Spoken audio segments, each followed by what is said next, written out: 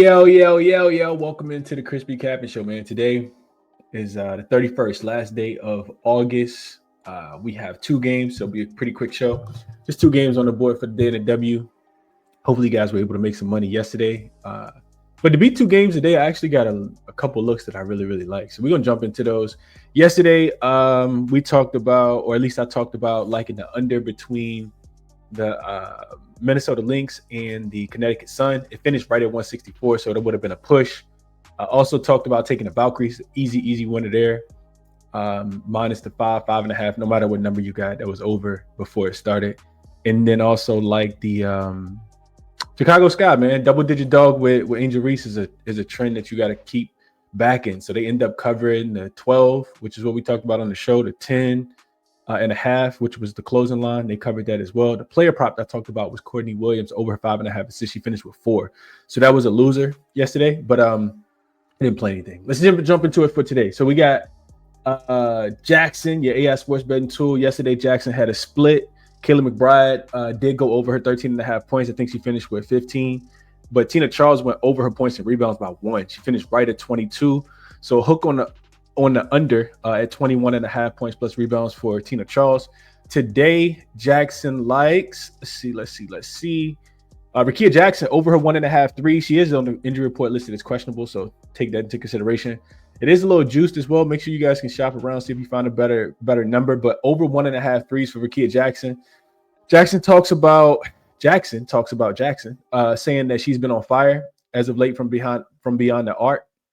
He said the over on this line 100% of her last 5 games, averaging 3.6 3-pointers made. Also 100% of her last 10 games, averaging 3 threes made. Her season average at 1.72 3-pointers made as well. So when facing Washington this season, she's hit the over 66% of her games, averaging 2.3 made 3-pointers. And the Washington defense ranks 11th against her position for this prop, which is not bad at all. Not a significant threat at all is what Jackson is saying. Second look is same game. Shakira Austin over her 12.5 points. It says she has a compelling matchup today against the Los Angeles Sparks, while her recent overall hit rate for this line is 40% over her last 5 and 10 games. Her average points in those stretches are 13.9 and 12.9 13.4 and 12.9 respectively. Which is right around the line of 12.5. More importantly, when facing the Sparks this season, she's been exceptional, hitting over 100% of her 3 matchups, averaging an impressive 15.6 points.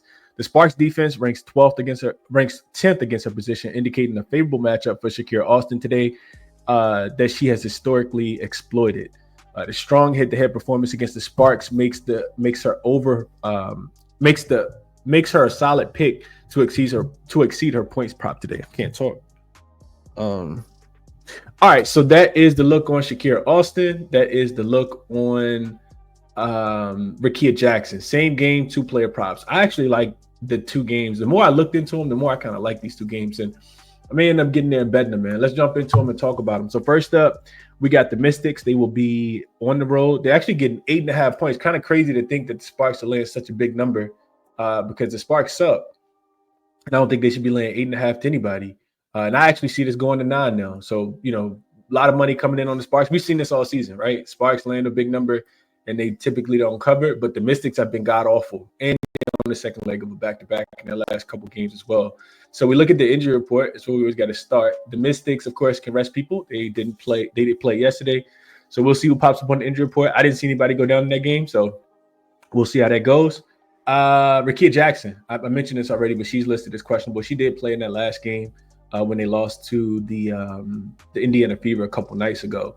So Washington doesn't really have a lot to play for. They've been eliminated from playoff contention. The Sparks absolutely need every single game that they can because they also have lost back-to-back games. They're 2.5 games behind the Golden State Valkyries for the last playoff spot. They desperately need every single win that they can get. So I mentioned the Mystics being on the second leg of a back-to-back. They haven't been good at all this season. They're 6-14 straight up on the road, 9-11 against the spread on the road. They've lost 6 in a row. They've only covered 1 of their last 6. Defensively, they're starting to stink, which is why they're 7-3 to the over in their last 10 games, and they've allowed 84+ in 4 straight games. This is their 3rd straight road game, last game of a 3-game road trip with them out west. And we saw them absolutely get, smoked against the Valkyries yesterday. Now, on the opposite side, for the Sparks, this is why it's such a difficult game to handicap. Because the Sparks, like I said, they suck too. The Sparks are 7-12 straight up at home. They're 5-14 against the number. For whatever reason, they can't seem to get a cover at home. They've only covered 3 of their last 10 games. They've actually failed to cover 6 in a row as well. And they lost the last time that they played against the Mystics. The Mystics have actually... the Mystics have beaten this team. They got their revenge after the Sparks beat them the 2 first times that they played, one in LA and one in DC. And Washington was in that game. They were getting 3 points as a home dog and win that game by 11. And on the Sparks side of things, they also playing first leg of a back-to-back. They got a game in Seattle tomorrow. So do I want to lay 9 points with the Sparks against the Mystics? I can't do it. I know that the Mystics are in a bad spot. There's no way I can do it. I think, looking at the Sparks laying points, they're 6-12 this season. They're +1 in point differential. The Sparks is a favorite, win the game by average of 1 point in the 18 times that they've been a favorite this season. They failed to cover 5 straight in this spot. And the Sparks have actually started to struggle to score the basketball. They've actually been under their team total in 4 straight games. Their offensive rating has dropped a lot recently. But Washington, like I said, this is a terrible team, man. Last 5 games, they're the worst offensive rated team, the second worst defensive rated team. Worst rated net rated team as well. They're worst in effective field goal percentage, and they turn it over at the second highest rate in the league. All of those things taken into consideration, I still got to take the Mystics in this spot. I think this will be the bounce back spot for the Mystics. Not that they're saying that they're going to win the game. I think the Sparks are, absolutely going to win the game, but I can't lay points with the Sparks. We just haven't seen them play enough defense, in my opinion. It'd be Mystics plus the points for me, or Mystics team total up and over. The number is 80.5, and they have, really struggled in their most recent games to get to, 81 points. But if you go back and look at it, the Mystics have been playing against a lot better defensive teams than the LA Sparks. I don't have to give you guys the numbers for the Sparks defense, but the Mystics just played against the Valkyries yesterday, only got to 62, and they played against the Liberty, a short-handed Liberty team, and they got to 63. Before that, they did get to 82 against the Seattle Storm and 81 against the Las Vegas Aces as well. So I would be looking, I think Kiki Ariafin, which I'm going to talk about in just a second. I think, Sonia Citron, I think they absolutely have a good game. I'm not trusting the Sparks to stop anybody. So if we go over really quickly, show you guys a player prop that I'm looking at, that I was actually looking at in this game. Jackson likes Shakira Alston. I actually like Kiki Ariafin in this spot. I think it's a nice little bounce back spot. She didn't play many minutes last night, so let me see if I can just find it real quick. Kiki. All right, here's Kiki Ariafin. Let me just minimize myself. So here's Kiki Ariafin over her points prop for today. She's listed at 12.5. She's back in the town where she played. Not for the Sparks, of course, but her collegiate basketball. She gets a great matchup against the Sparks defense. The Sparks actually allow the second most points via post up in the league. Kiki gets about 1/5 of her points from her post up. And I also think that she's just going to be able to score the basketball. She only played 25 minutes last night against Golden State. Golden State is a team that takes away the interior, which we'll talk about that on another player prop that I like in the second game.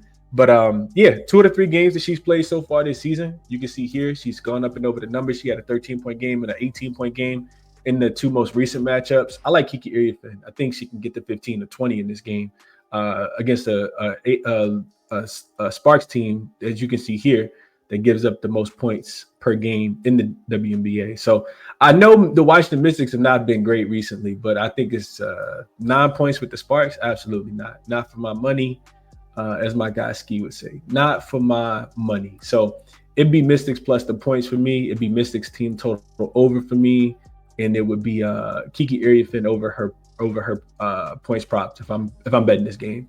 All right, next one up.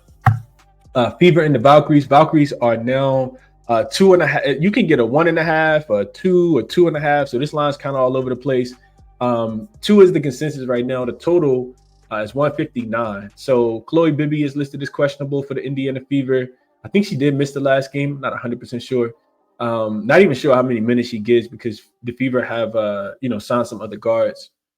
But Bibby's pretty cool. I like Bibby. I think she's a pretty good shooter. On the Valkyrie side of things, they were without Tiffany Hayes. They were without Xander Sealy yesterday. They were without Monique Billings. I kind of think that, they rested those players thinking that they could beat this Washington Mystics team, which they had already beaten 3 times already this season as well. I actually think that they rested them so that they could get this game. I think that's just my thought process. I think, I say this a lot. When the Valkyries like figure out how to beat you, they typically beat you again too. Like the Valkyries are a team that when they beat you, they kind of own you. Like shout out to Coach Natalie Nakase. I think I talked about that for the Mystics game yesterday. Like they'd already beat the Mystics a couple times. They've already beaten this Fever team a couple times.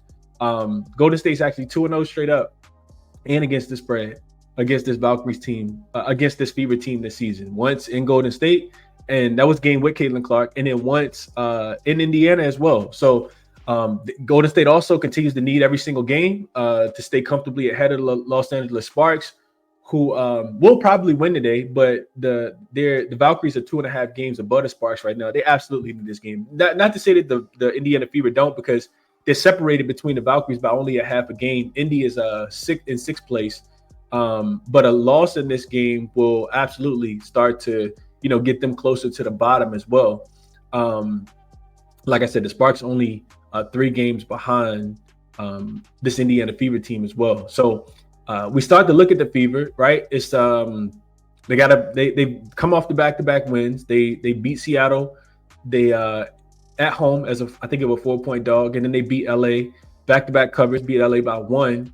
And on the Valkyrie side of things, another reason why I like them is because they're also coming off back-to-back wins. Questionable opponents. They beat Dallas and they beat Washington. But they're playing second leg of back-to-back games. But before yesterday's game, they had 5 days of rest. Yesterday was a 5-1 rest advantage spot for them over the Mystics. So they're also coming off back-to-back wins, but a lot of rest before the game yesterday. I went back and looked at it. None of their starters played more than 30 minutes. I think Salam finished with 29, I think I saw. And Golden State has a pretty deep bench, especially at home. So I don't agree with this going towards the Fever. I think looking at Indiana, they are second in offensive rating in their last 5 games. It helps when you're playing the Sparks in that. They're number 1 in points per game as well. But 9th in points allowed, and their defensive rating is also the same in this span, right at 9th. The Valkyries, like I said, I think they'll be able to dictate pace in this game. They're dead last as far as pace goes on the full season. The Fever are number 1 last 5 games and number 2 on the full season in points in the paint. This is a big advantage I think that the Valkyries have in this game. The Valkyries don't give up a lot of points in the paint. They allow the fewest in the league over the full season. They allow the second fewest in the league over the last 5 games. I think that's one of the reasons they've been able to beat Indiana, because Indiana likes to play inside out. If Golden State gets Monique Billings back, that's another big to throw down there with Xander Sealy, Salam, Rapport. I think they can get the job done, man, especially if Tiffany Hayes comes back as well. They were all listed as questionable for the game and ended up getting rolled out. So I think the Valkyries can get the job done, especially at the crib. If I'm betting player props in this game, I want to go back over real quick to Outlier. There's one that really jumps off the page to me here, and I don't think it's going to be too popular. I think it'll be super contrarian. That is Miss Boston, right? Aaliyah Boston's been super dominant recently. If you go through and look at her head-to-head games, you can see, not head-to-head, but if you just look at her recent games, been crushing it, right? Minimize myself. Okay, so this is her points prop. Last 10 games, she's over in 9 of 10. Only game she stayed under was against Phoenix. That game was on the road, but she's crushed this line. She's barely getting there in a couple, right? 15, 15, 14, 14, 15, 14.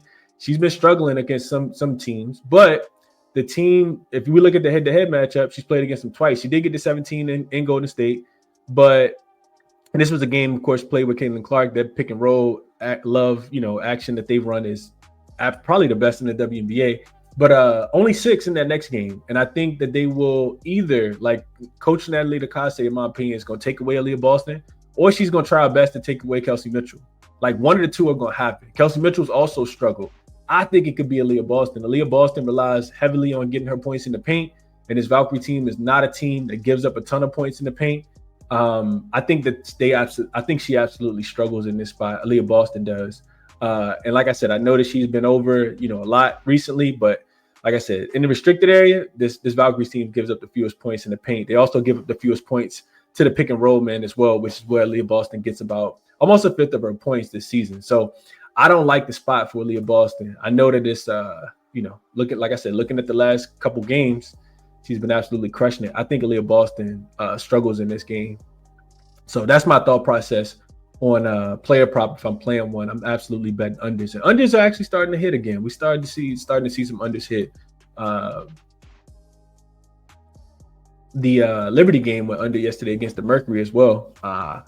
Way under against the Mercury. And we talked about both teams being 7-2-1 to the under. I didn't bet that either though. But yeah, that's what I'm liking for today, man. Recap, Washington team total. I think they can get there today. I know that their offense has been absolutely brutal the last few games, but you get the sparks. In Golden State, I think they're on the right side. I think that they can get the job done against Indy. Indiana team total, I didn't mention this, but it's 81.5. The Valkyries, even with the rest disadvantage, even at home, you specifically at home, they don't really give up too many games where they give up more than 80 points. I think that they'll dictate pace. And I told you guys why I like the two player props with Aaliyah Boston under and Kiki Ariafen over. So if I'm betting today, these are the ways that I'm betting, man. Link is in the description as always. Check out the resources, the outliers, the Jacksons, the money ballers, the odd jams for your sportsbook screen page. And yeah, let me know what you guys are betting in the comment section as well, man. Best of luck on all your action. On the way out, do me a favor, hit that thumbs up button, share the show, subscribe to the channel if you guys are new, turn the notification bell on, all that good stuff. Enjoy your Sunday, man. We'll be back tomorrow. I think it's 3 more games for tomorrow. So we'll be back tomorrow. Catch you guys then, man.